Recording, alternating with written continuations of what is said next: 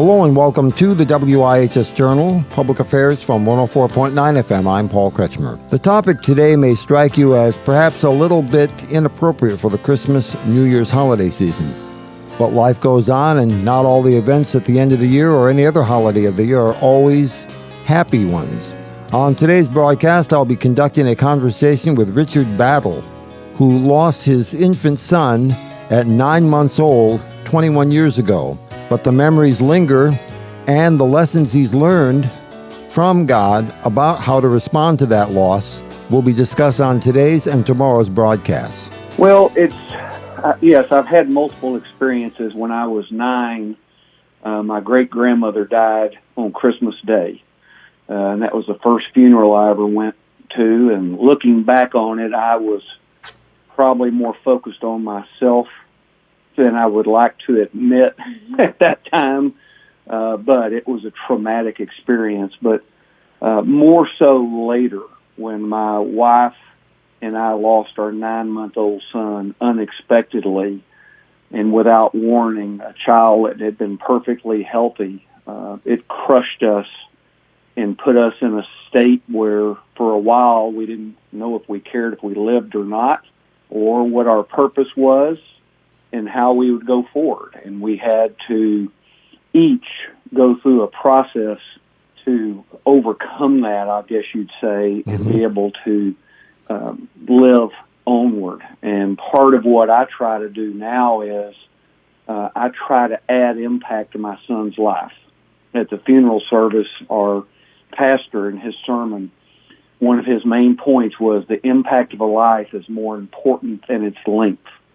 And anyone who benefits from our discussion this evening or anything that I do in this effort or from the book Surviving Grief by God's Grace, where I told that story, every person that benefits, that goes to additional impact in my son's life, and it makes it more important to me.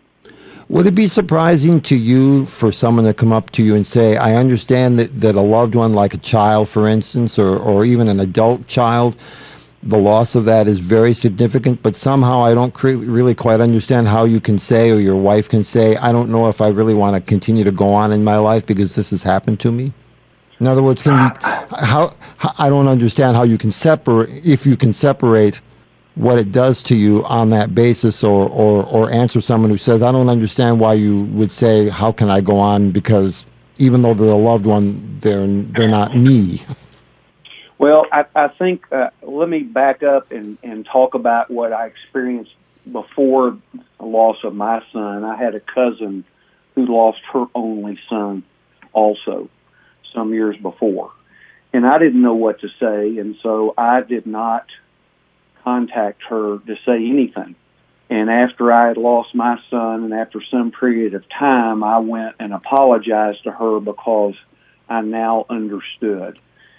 And I hope there's nothing worse in this world than losing a child, but unless you have experienced that, it's almost impossible to understand. And even though I have experienced it, I've had several more than I'd like to know friends who have lost children since I lost my son, and I think I know how I can help them, but everyone experiences it differently, and even couples, each person in a marriage experiences it and has to grieve differently, and you have to respect that person and their uniqueness and how they grieve so that you can support each other.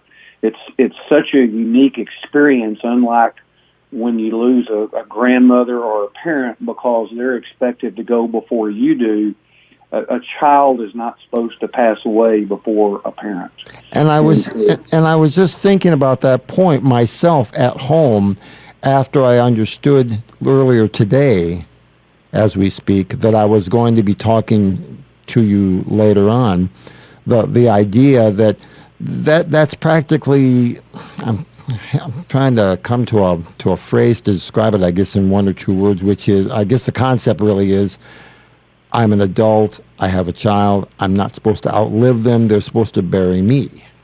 That's absolutely true. And what I've discovered over time is it doesn't matter how old the child is. It doesn't matter how they pass. The hurt is still the same. My great-grandmother, before she passed at 92, lost a 60-year-old child. Mm-hmm. And I know her pain in hindsight had to be the same as mine. And because we're not supposed to experience that. But one of the great comforts to me that I learned was I don't grieve, even these years later, I don't grieve where he is. I grieve where he isn't when I think about that. Mm-hmm, mm-hmm. I can't have him with me right now, but I have the comfort to know that he's in heaven, and the faith and the hope and the belief that I will see him again. And that's what enables me to go forward. Taking that into account and taking into account what you've shared with us so far, do you believe there is a significant difference or not between those who are Christians and saved and on some level have a faith they rely upon versus the parent who is not religious or not observant or only in a very slight way and doesn't really use that personal faith as an undergirding to their life in general in terms of how a parent, for instance, would grieve under those circumstances? Or does it any or all of that make no difference whatsoever because perhaps grieving is grieving regardless of some of the other factors in life? Could you turn that around a little bit and think out loud for us on that? Absolutely. Having a faith makes all the difference in the world.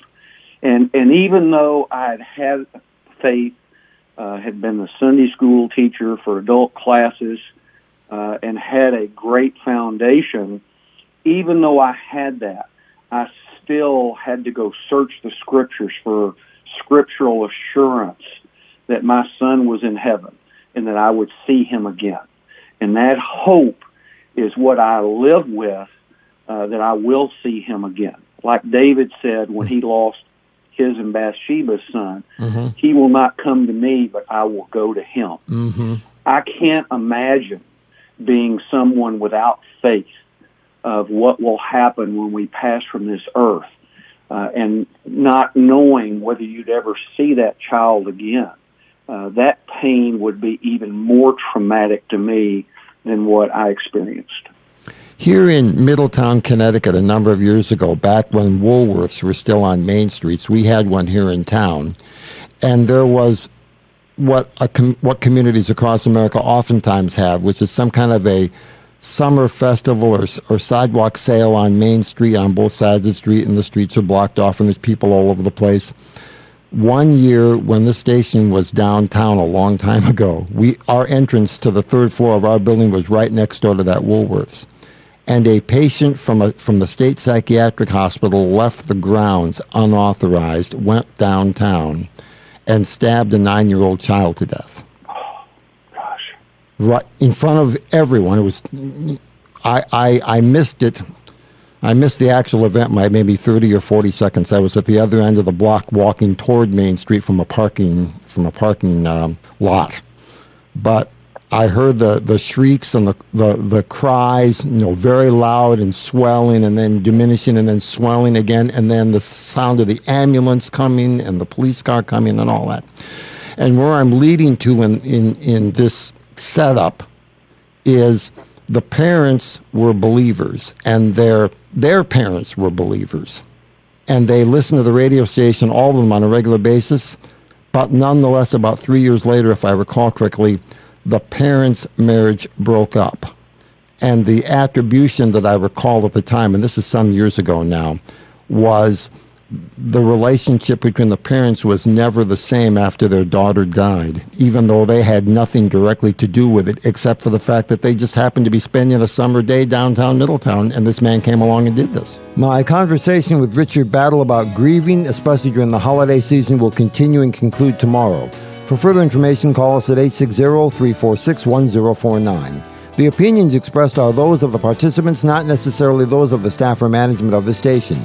I'm Paul Kretschmer on the WIHS Journal, Public Affairs from WIHS, Middletown.